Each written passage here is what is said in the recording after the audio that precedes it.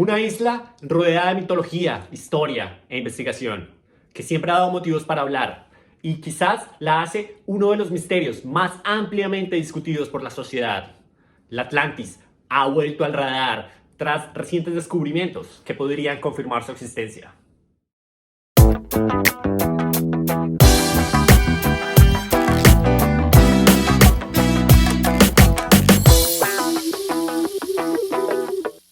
La isla más famosa, jamás vista, dada su fugaz destrucción.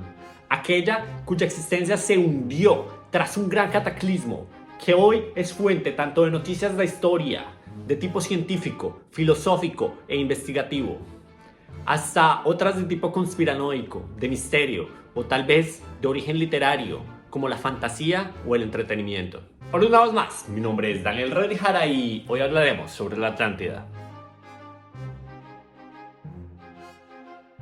Atlantis Nessos, o Isla de Atlas, es el nombre que se le da a la mítica isla mencionada y descrita en los diálogos de Timeo y Critas, textos del filósofo griego Platón, quien fue discípulo de Sócrates y maestro de Aristóteles. En dichos diálogos, Timeo y Critas, la isla parece como una potencia militar que existió 9000 años antes de la época del legislador ateniense Solón, quien según Platón es la fuente del relato. Solón era uno de los 7 sabios de Grecia. Obtuvo la información en uno de sus viajes donde visitó Libia, Chipre y Egipto, siendo este último donde 2 sacerdotes de un templo egipcio le suministraron la información de la Atlántida. Los sacerdotes le contaron la historia a Solón, le dijeron que Egipto eran los remanentes y sobrevivientes de una civilización atlante que fue destruida en el cataclismo, el gran diluvio universal.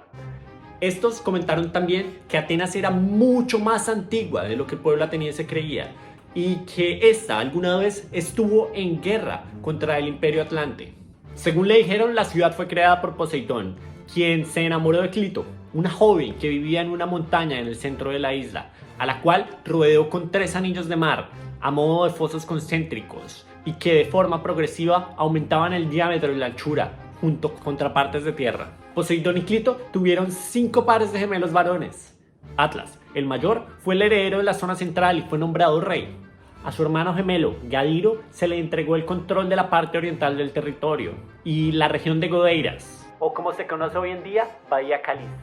Al resto de los hermanos se les concedió el poder en otros territorios o reinos. Con el fin de fomentar las buenas relaciones entre los reinos, los reyes deberían ayudarse entre sí y no podían atacarse los unos a los otros. Se dice que se reunían cada cierto tiempo para revisar acuerdos, cumplimientos y hasta otorgar castigos a aquellos que no siguieron las reglas. Conforme pasaron las generaciones y la sangre divina se diluía por las venas de los nuevos reyes, la soberbia y la codicia infectaron la sangre cada vez más mortal de estos, llevándolos a iniciar una guerra expansionista para aumentar su poder y riquezas. Esto último generó disgusto entre los dioses. Al ver lo sucedido, estos se reunieron a decidir sobre cuál iba a ser el destino que iba a tomar el imperio. Con esta premisa acaba Critas, la obra hasta ahora incompleta, escrita por Platón. Aún se discute si la Atlantis fue un invento de Platón para comunicar su cosmovisión del mundo, la sociedad y su filosofía. No se tiene claro por qué no la terminó o si la continuación de esta obra está extraviada en el tiempo. Se cree que Platón nunca pudo terminarla debido a que murió mientras la escribía. Aristóteles creía que su maestro, Platón, había inventado la Atlántida como recurso para enseñar su filosofía. Platón creía que la historia que se le había contado de la Atlántida era real. Según lo descrito por Platón en sus libros, la Atlántida se ubicaba más allá de las columnas de Hércules, que delimitan la entrada de lo que hoy se conoce como el Estrecho de Gibraltar. La extensión de su territorio era más grande que Libia y Asia Menor juntos. La ciudad de Atlantis contaba con una isla central, rodeada por 3 anillos de agua y 2 de tierra, que se alternaban entre sí, atravesados por un canal que dividía los anillos de tierra y puentes que cruzaban los anillos de agua. Los anillos de tierra contaban con murallas de roca, negra, blanca y roja, recubiertos con latón, estaño y oricalco. El oricalco es un metal o una aleación metálica, casi o igual de valiosa que el oro. El territorio contaba también con una llanura de forma oblongada o rectangular, entre 2.000 y 3.000 estadios, unos 2.000 kilómetros cuadrados aproximadamente. En esta se daban toda clase de alimentos. La ciudad colindaba con montañas al norte, de las cuales descendían ríos que desembocaban al mar. Su civilización era avanzada socialmente, arquitectónicamente y tecnológicamente, además de ser bastante ricos y muy bien letrados. Contaban también con una gran infraestructura para el comercio que se extendía todo el día y toda la noche, donde se reunían diferentes razas que hablaban diferentes lenguas mientras mercadeaban. En la ciudad abundaba el oro, los alimentos y toda clase de animales, en los que se destacaban los elefantes. La Atlantis, según dijo Platón, fue destruida en un día y una noche por terremotos e inundaciones. Se habla mucho de la ubicación de la Atlántida, y es que según la descripción dada por Platón, deja un número de posibilidades bastante abundante. Y es que han sido muchas las ubicaciones donde se teorizan estuvo situada la fantástica ciudad, que arqueólogos, investigadores y otras personas han situado ya en varios puntos del mundo, como el Mar Negro, la isla Santolino en Grecia, la isla de Malta, el Mar Egeo, las Canarias en España, las Islas Azores, el Altiplano Boliviano, el Triángulo de las Bermudas e inclusive la Antártida, entre otras ubicaciones. Las pruebas que justifican su ubicación, aunque son abundantes, no terminan por convencer o pasar un estudio riguroso. Esto ha sido usado también para deslegitimar la existencia de la isla. Sus contradictores sugieren que solo es un mito y dicen que Platón la inventó para ejemplificar el estado ideal que debía ser percibido y adoptado por los atenienses y los griegos. Pero recientemente llamó mi atención los planteamientos de Jimmy Corsetti, un investigador independiente que reveló en su canal de YouTube un estudio sobre la posible ubicación de la Atlántida. La localización teórica planteada por Corsetti está llena de datos y una argumentación que son bastante sólidas sobre dónde se podría encontrar la famosa ciudad perdida de la Atlántida. Según teoriza Jimmy, la ciudad que Platón planteó en sus libros se encuentra en el suroccidente del desierto del Sahara, el más grande del planeta. Este ubica la ciudad en un accidente geográfico conocido por el nombre de la estructura de Richat, que es una formación rocosa poco usual, de forma circular, y que es popularmente conocida como el Ojo de Toro o el Ojo del Sahara. La estructura de Richat se halla cerca de la ciudad de Audán, en Mauritania, al noroeste de África. Esta estructura, con forma de ojo, coincide de forma bastante precisa con las descripciones dadas por Platón en sus libros. Como decía Platón, la Atlantis se ubicaba más allá de las columnas de Hércules, o lo que hoy se conoce como el Estrecho de Gibraltar. Esta, la ciudad principal, constaba con una isla en el centro, rodeada por 3 anillos de agua y 2 anillos de tierra. También contaba con llanuras planas, de forma oblongada o rectangular, donde se daban todo tipo de alimentos y en la cual se podían ver inclusive hasta elefantes. La ciudad principal contaba también con una desembocadura al sur que daba al mar. Esta desembocadura conectaba el mar con la isla central de la ciudad. Contaba también que al norte de la ciudad se erigían enormes montañas, caso que podemos ver en las fotos que tenemos sobre la estructura de Richat. Y por si quedan dudas, más al norte también se encuentran las cordilleras de Atlas, un nombre que coincide bastante con la ciudad de Atlantis. Según registros históricos, se dice que estas cordilleras fueron nombradas en honor al rey o gobernante de Mauritania, el rey Atlas, quien coincidentemente adoptó el mismo nombre que el hijo de Poseidón y Clito. Se dice que el rey de Mauritania era el hombre más rico de la historia, debido a su posesión de minas de oro, el cual era también bastante abundante en el reino perdido de la Atlántida. También se sabe de la existencia de elefantes que habitan Mauritania. Conociendo una vez más las descripciones de Platón, estas hablan sobre elefantes que se podían encontrar en la isla y sus alrededores.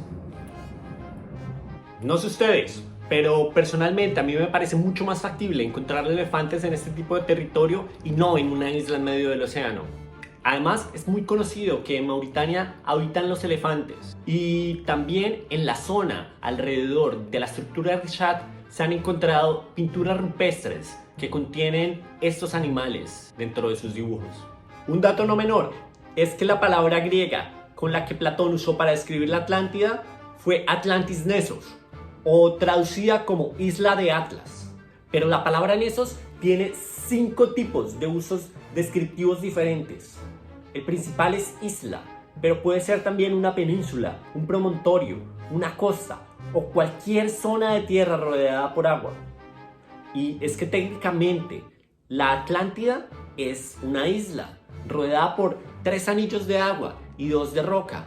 Pero su ubicación, a diferencia de lo que muchos creemos, no es en medio del océano y nunca lo fue, sino fue una ciudad costera con una isla que se comunicaba con el mar. Todo esto cobra mucho más sentido cuando se dice que la Atlántida era una ciudad 24/7 en la que abundaban diferentes lenguas y dialectos, donde el comercio y el mercado se daban en todo el día y toda la noche, todos los días de la semana. Y qué mejor lugar que una zona costera que permitiera visitantes tanto por tierra como por mar. Incluso recientes estudios han demostrado que gran parte del África estuvo sumergida en el mar en una estructura natural conocida como The Trans-Sahara Seaway de 56 a 66 millones antes de Cristo. Algo que, pese a estar muy atrás en la historia, incrementa la posibilidad de que el límite del océano Atlántico y otros mares se hallara tierra adentro y que lograra cumplir aún de forma más adecuada las descripciones geográficas aportadas por Platón.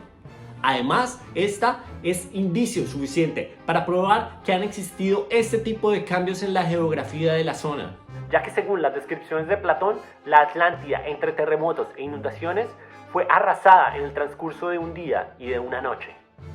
El volcán Emikusi se estima que eruptó aproximadamente en 10.000 o 11.400 a.C. Y es que al hacer una inspección visual sobre las fotografías satelitales de alta definición que han sido tomadas en la zona del volcán, grandes muestras de erosión que se dieron por enormes cantidades de agua que pasaban a su alrededor, lo que pudo haber sido el catalizador en el caso de una inundación o lo que hoy se conoce como el diluvio universal acabara con la mitológica ciudad. Y es que en este punto las cosas empiezan a cobrar mucho más sentido. Como pueden ver, este es el mapa satelital del continente africano y aquí es donde se ubica la estructura de Richat. Más hacia el este se supone era donde pasaba la Trans-Sahara Seaway. Según teoriza Corsetti, un evento de origen desconocido y de una magnitud impresionante terminó por arrojar masivas cantidades de aguas provenientes de la zona marítima al noroeste de África, enviándolo sobre la mítica ciudad del Atlantis, la cual fue sumergida y arrasada por el inmenso poder destructivo de la fuerza del agua. Fuerza que no solo arrasó la ciudad, sino todo aquello que se cruzara a su paso. Lo más impresionante es que este tipo de erosión es claramente visible sobre gran parte del continente africano. Más exactamente sobre Mauritania y sí, cómo no, sobre la estructura de Richat y sus alrededores. Y como dato no menor, los griegos y los egipcios dicen venir y ser sobrevivientes de un gran cataclismo. Otra cosa que también termina por esclarecer un poco más las dudas y aumentar la probabilidad de que un evento así haya podido ocurrir sobre la estructura de Richat, podemos encontrar, además de las inmensas marcas de erosión, que terminan por coincidir con unos enormes depósitos de sal que se pueden encontrar en medio del desierto y los cuales son muy famosos en esta zona. De estos depósitos de sal se cree que fueron creados tras el evaporamiento de grandes cantidades de agua marina que se imposó en las zonas más profundas, las cuales dificultaban el paso y el flujo de esta agua salada hacia el océano Atlántico. Estos depósitos de sal, junto a las enormes marcas de erosión sobre el continente africano, es algo que no puede pasar desapercibido, y mucho menos ahora que tenemos la posibilidad de ver las cosas desde un punto de vista más amplio, que nos ayude a confirmar o corroborar esta clase de hipótesis. Personalmente creo que ante la descomunal cantidad de coincidencias, indicios y pruebas que parecieran tener la justificación y el peso necesario, podríamos decir tal vez que esta sea la ubicación más probable de la mítica ciudad perdida. Y de ser así, se deberían realizar estudios para confirmar de una vez por todas la existencia de la mítica ciudad del Atlantis. Es que pese a su asombrosa y poco convencional forma geométrica, es raro que jamás hayamos escuchado hablar de la estructura de Richat o de lo que hoy conocemos popularmente como el Ojo del Sahara. Y personalmente creo también que hay una alta probabilidad, que yo pondría del 90%, de que esta haya sido la famosa ciudad perdida del Atlantis. ¿Coincidencia? ¡No lo creo! Y es que la coincidencia con las descripciones de Platón no son solo alarmantes, sino que también podrían ser fuente para confirmar la existencia de esta misteriosa ciudad, de la que tanto se ha discutido a lo largo de la historia. Y aunque sé que suene prematuro decir que los restos de la famosa ciudad se encuentran allí, esto debería ser indicio suficiente para generar investigaciones pertinentes que nos permitan esclarecer este asunto. No olvides suscribirte, darle like, comentar y compartir.